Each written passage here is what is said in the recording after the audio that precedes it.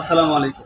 সরকার পরিবর্তন হয়েছে, ভূমি অফিসগুলোতে দুর্নীতি ঘুষ কমে গেছে, নেই বললেই চলে। আপনাদের যাদের জমির খাজনা বা ভূমি উন্নয়ন কর পরিশোধ বাকি আছে, অতি দ্রুত আপনারা আপনার জমির খাজনা পরিশোধ করুন।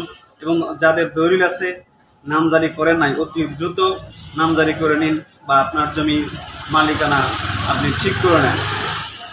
তো এই জমির খাজনা বা ভূমি উন্নয়ন কর পরিশোধ করতে গত 2 মাস 3 মাস আগেও কিন্তু অনেকেই বিভিন্নভাবে প্রতারিত হয়েছেন, বিভিন্নভাবে অতিরিক্ত ফি আপনাকে দিতে হচ্ছে। আপনারা জানেন যে গত 5 বছর 10 বছর আগে কিন্তু এই জমির খাজনা বা ভূমি উন্নয়ন কর, তারপরে জমির নামজারি বা খারিজ, এটা কিন্তু ম্যানুয়াল ভাবে করতে হতো। 200 টাকার খাজনা 2000 টাকা।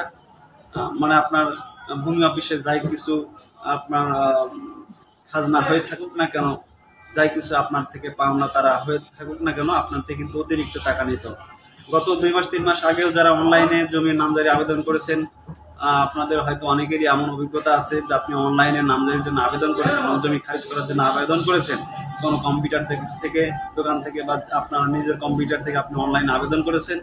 তো ভূমি অফিসে, ইউনিয়ন ভূমি অফিসে কিন্তু আপনাকে প্রথমে ডাকা হচ্ছে, সেখানে গিয়ে কিন্তু আপনার কাগজগুলো যখন সেখানে দিচ্ছেন, তারা কিন্তু আপনার খারিজ বা নামজারি অনুমোদনের জন্য কিন্তু অতিরিক্ত টাকা তারা চাইতো। তো সেখান থেকে অনুমোদন হওয়ার পরে কিন্তু আবার উপজেলা ভূমি অফিস থেকে আপনাকে ফোন করা হতো যে আপনার কাগজপত্রগুলো নিয়ে আসেন। সেখানে গিয়ে আপনি শুনানিতে অংশ নিলেও কিন্তু আপনার সাথে কিন্তু সেরকম সন্তুষ্টজনক আচরণ করতো না, এবং আপনার অহেতুক কারণে কিন্তু আপনার নামজারি কিন্তু বাতিল করে দিত। মোট কথায় এই যে প্রতারণা বলেন, এই সমস্ত অসদাচরণ বলেন, এগুলো কিন্তু লেগেই ছিল। এবং যারা জমির খাজনা 2-3 মাস আগেও যারা পরিশোধ করতে গিয়েছেন, আপনারা জানেন যে জমির খাজনা পরিশোধ করতে হলে অনলাইনে প্রথমে জমির মালিককে তার নিজের ভোটার আইডি, ফোন নাম্বার দিয়ে নিবন্ধন করতে হয়। এবং ভূমির মালিক মারা গেলে তার ওয়ারিশ যা থাকবে, তেনাদের ওয়ারিশের সনদ, ভোটার আইডি, ফোন নাম্বার দিয়ে কিন্তু নিবন্ধন করে জমির খাজনা বা ভূমি উন্নয়ন কর পরিশোধ করতে হতো।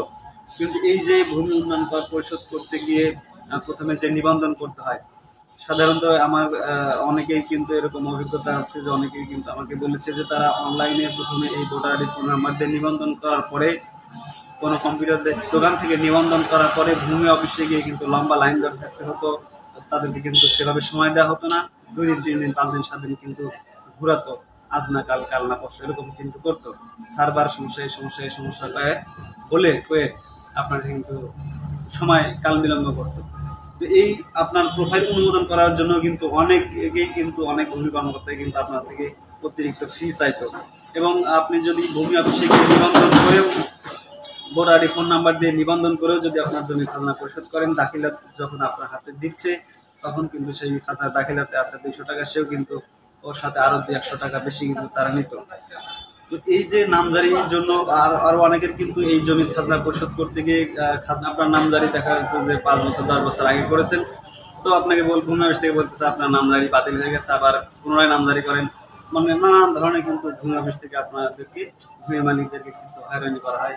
তাদের কিন্তু সঠিক সেবা কিন্তু দিতে তারা একটু অগ্রসর কম দেখায়, দায়িত্বহীনতা কিন্তু একটু বেশি দেখায়।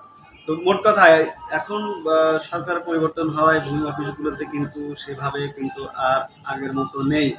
এখন মানুষ ভূমি অফিসে গিয়ে সঠিক সেবাগুলো পাচ্ছে, সঠিক সেবাটাই পাচ্ছে, এবং অতিরিক্ত ফি দিতে হচ্ছে না।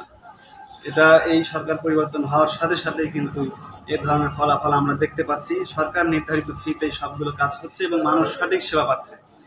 যে সমস্ত ভাইরা বলেন যে আমি সঠিক সেবা পাচ্ছি না, আমাকে হয়রানি করা হচ্ছে, আমার থেকে অতিরিক্ত ফি নেওয়া হচ্ছে, আমার কাজটা করে দিচ্ছে না, কেন করে দিচ্ছে না, কেন অতিরিক্ত ফি চাচ্ছে, আপনি সেটা সেখানে ভালোভাবে তাদেরকে জিজ্ঞেস করুন, ভালোভাবে তাদের থেকে সেই বিষয়টা শুনে নিন, কেন আপনাকে অতিরিক্ত ফি দিতে হবে, সরকার নির্ধারিত ফি কত, এটা আপনি তাদের কাছে জিজ্ঞেস করুন। তাদের থেকে আপনি সঠিক সেবা না পেলে আপনি যথাযথ ব্যবস্থা নেন। আপনি অবশ্যই এলাকায় ছাত্র যারা আছে তাদের সাথেও যোগাযোগ করুন, আপনি অবশ্যই সুফল পাবেন। এবং ঊর্ধ্বতন কর্মকর্তা যারা আছেন তেনাদের সাথে আপনি যোগাযোগ করুন, আপনি অবশ্যই সঠিক সেবা পাবেন। আমি যে কথাগুলো বললাম সেগুলো হচ্ছে যে একেবারে মাঠ পর্যায়ে স্থানীয় যে আমরা যেটা দেখতে পাচ্ছি সেটার আলোকে কিন্তু আমি আজকের এই ভিডিওতে আলোচনা করেছি, আপনার সাথে শেয়ার করছি। মূলত আজকের এই ভিডিওতে মূল আলোচনার বিষয়, ভূমি অফিসগুলোতে স্বস্তি ফিরেছে, অতিরিক্ত ফি, অতিরিক্ত ঘুষ দিতে হচ্ছে না ভূমি মালিকদেরকে, এবং সঠিক সেবা, সঠিক পরামর্শ তাদের থেকে আপনারা পাচ্ছেন। আমি বলবো যে আপনাদের যাদের জমির খাজনা এখনো বাকি আছে, পরিশোধ করেন নাই, সময় পাচ্ছেন না, কাল বিলম্ব করছেন, তারা অতি দ্রুত আপনার জমির খাজনা বা ভূমি উন্নয়ন কর পরিশোধ করে নিন। এবং যাদের দলিল আছে নামজারি করেন নাই, অতি দ্রুত আপনার নামজারি করে আপনার জমির খাজনা ভূমি উন্নয়ন কর পরিশোধ করে আপনার দাখিলাটার সঙ্গে রাখুন, সবচেয়ে ভালো হবে এখন উপযুক্ত সময়। তো ভিডিওটি যদি আপনার ভালো লেগে থাকে অবশ্যই আপনার ফ্রেন্ডদের মাঝে শেয়ার করে দিন, সবাই যেন জমির কাগজপত্রগুলো ঠিক রাখে, সবাই যেন উপকৃত হয়, সচেতন হয়। ভিডিওটি ভালো লাগলে অবশ্যই শেয়ার করবেন এবং এই বিষয়ে আপনার কোনো ধরনের কোনো মতামত থাকলে সেটা অবশ্যই ভিডিওর নিচে কমেন্ট বক্সে লিখে জানাবেন। আসসালামু আলাইকুম।